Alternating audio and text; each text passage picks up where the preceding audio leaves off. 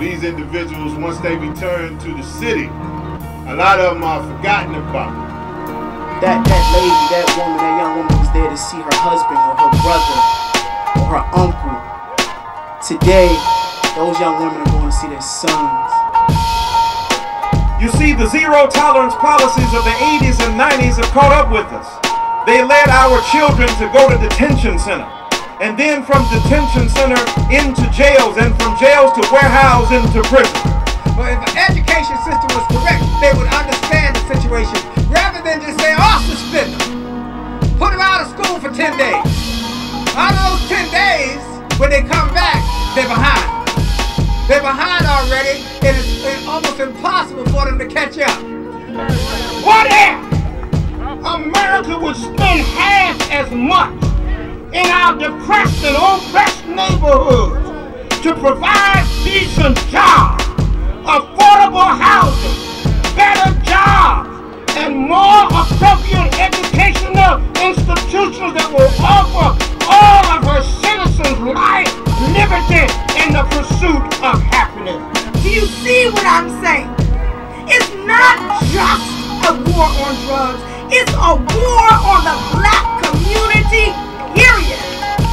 And this is a great cause to eradicate violence in the world, to stop the gun violence, to call on Congress to implement legislation that would prevent folks from having easy access to these guns, as well as to, let's shut down that pipeline to jail.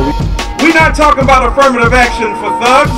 We're talking about investing in education at the beginning of people's lives.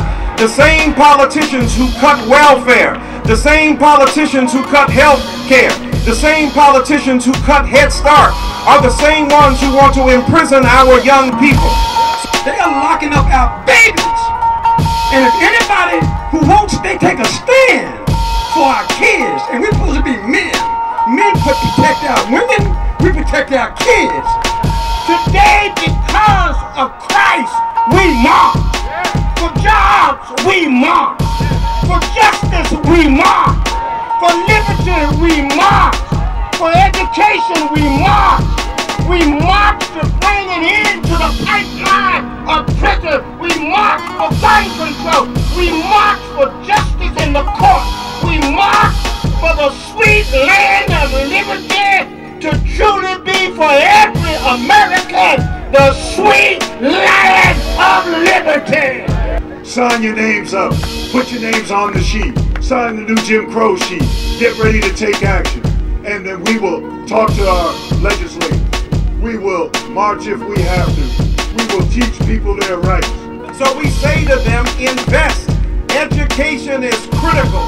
If you give somebody a book and not block their resource base, they have a greater likelihood to educate themselves and their family and to move on to get jobs.